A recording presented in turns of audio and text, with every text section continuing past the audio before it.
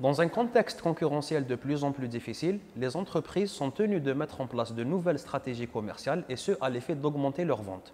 Avec nous aujourd'hui, Madame Leila Douidan, consultante formatrice en business development, qui va nous parler de comment mettre en place une bonne stratégie commerciale à l'effet de booster ses ventes.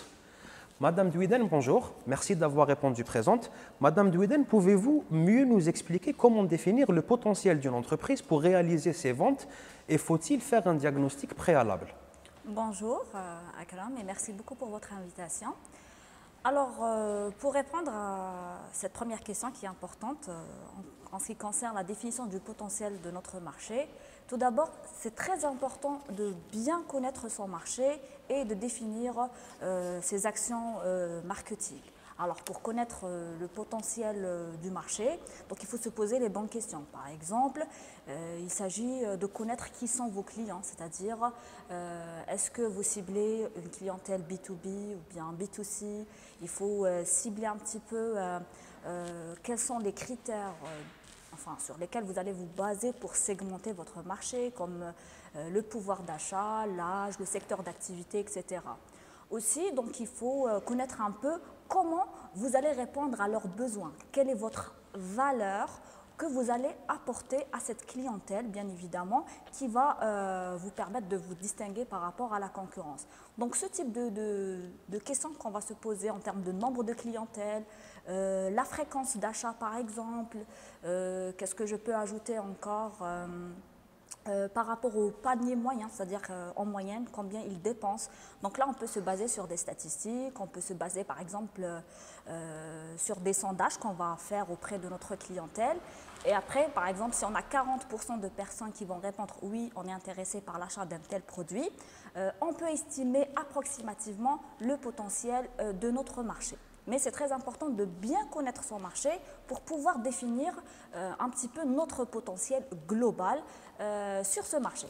Parfait. Et selon vous, comment peut-on prospecter et ramener de nouveaux clients pour accroître ses ventes tout en gardant et en fidélisant ses anciens clients? Car là est la problématique. Beaucoup d'entreprises cherchent à prospecter et à ramener de nouveaux clients au détriment des clients, on va dire, fidèles.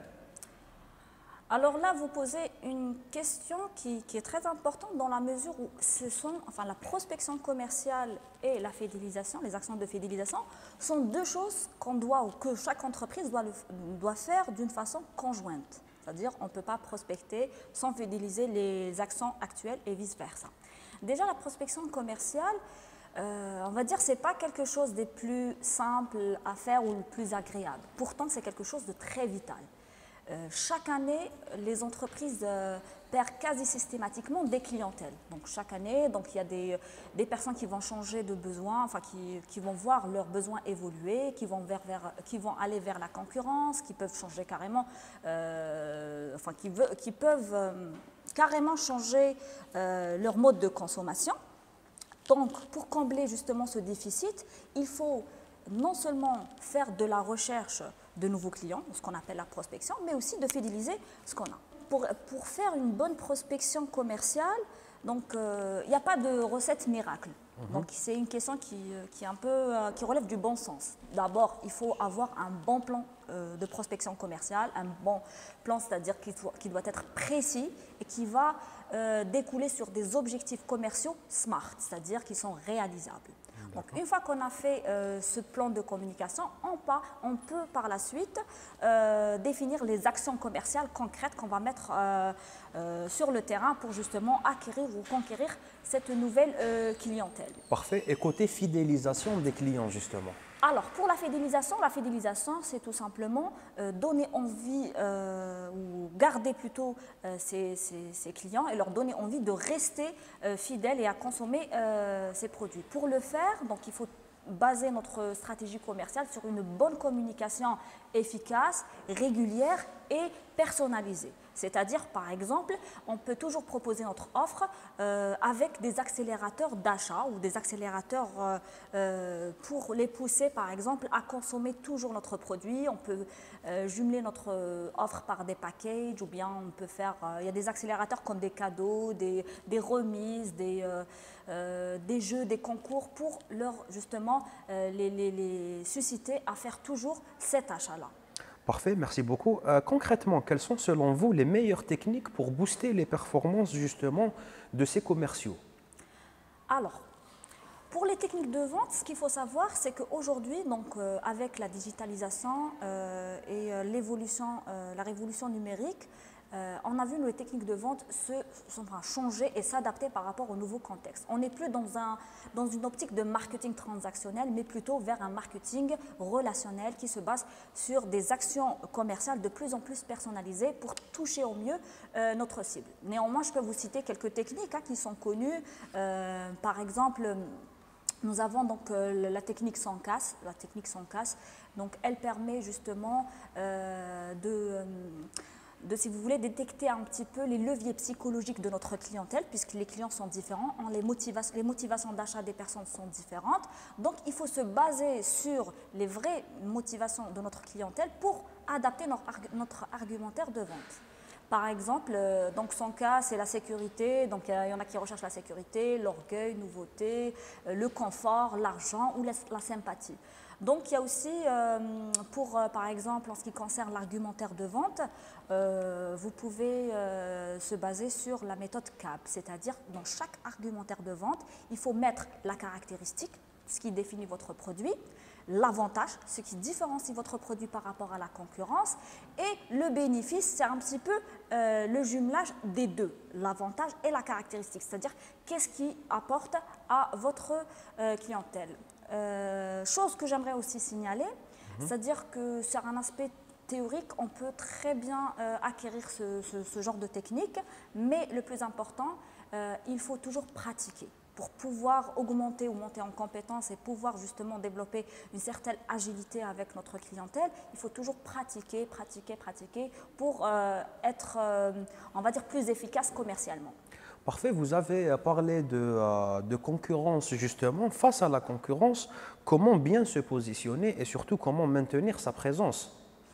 Alors, pour se positionner sur le marché, donc d'abord, il faut que chaque entreprise connaisse bien sa concurrence. Il est évident qu'elle doit connaître qui sont ses principaux concurrents. Pour cela, elle doit faire ce qu'on appelle une veille concurrentielle, c'est-à-dire elle va non seulement définir ses différents concurrents, on parle de concurrents directs ou indirects, en termes de tendance, c'est-à-dire tendance de consommation, qu'est-ce qu'ils proposent comme produit, comme service, quelles sont leurs stratégies commerciales, digitales, comment ils communiquent.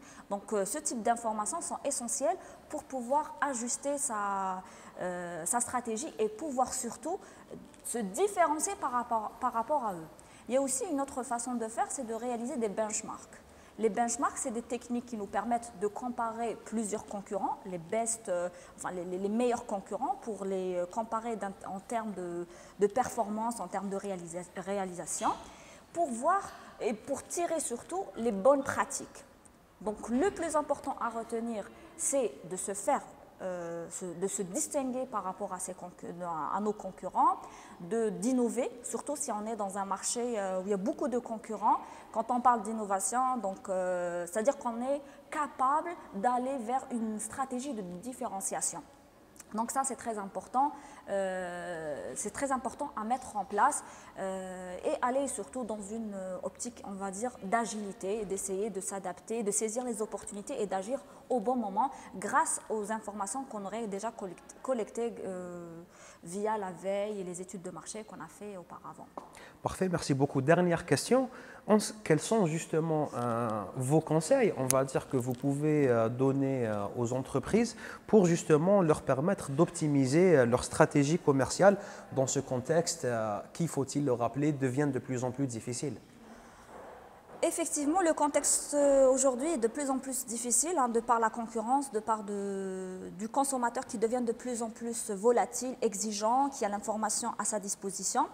Donc pour ce faire justement, pour augmenter son efficacité, moi ce que je vois, c'est déjà en termes de prospection, il faut tenir à jour une bonne base de données, fichiers prospects et clients, qui va nous permettre non seulement d'analyser ce marché, de savoir comment il est structuré, de pouvoir prospecter, vendre, mais aussi de fidéliser. Ça, c'est la première chose à faire. Donc, on peut naturellement le faire, c'est-à-dire en interne, ou bien on peut acquérir des bases de données qu'on va améliorer, adapter par rapport à nos besoins.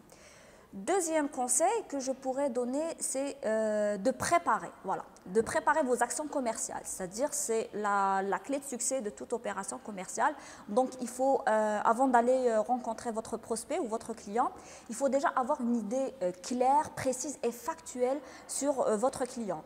Et pour cela, il y a des outils qui peuvent nous aider justement à le faire, comme le CRM. Donc, si vous êtes doté, par exemple, d'un CRM, vous pouvez déjà avoir pas mal d'informations avant de rencontrer vos clients. Comme ça, vous n'allez pas, par exemple, approcher une personne avec qui vous avez déjà un problème technique non résolu, exemple. Troisième chose, c'est qu'il y a une bonne organisation, une bonne gestion des opportunités. Il faut contrer justement les concurrents. Donc, il faut connaître ses concurrents et savoir se distinguer par rapport à ce qu'ils font. Et enfin, je dirais capitaliser les connaissances, parce qu'on a tendance, surtout en Algérie, de se baser sur l'oral. Donc il faut mettre en place une culture qui est basée sur l'écrit. Si on écrit ce qu'on fait, si on mesure ce qu'on fait, notamment via des KPI, on a plus de visibilité pour prévoir notre stratégie commerciale et plus de chances de la réussir naturellement. Parfait. Merci beaucoup, Madame Douiden, d'avoir répondu présente. Merci pour vos conseils. Merci pour toutes ces réponses apportées aux adhérents de la CCI algéro-française. Nous vous donnons rendez-vous pour le prochain numéro.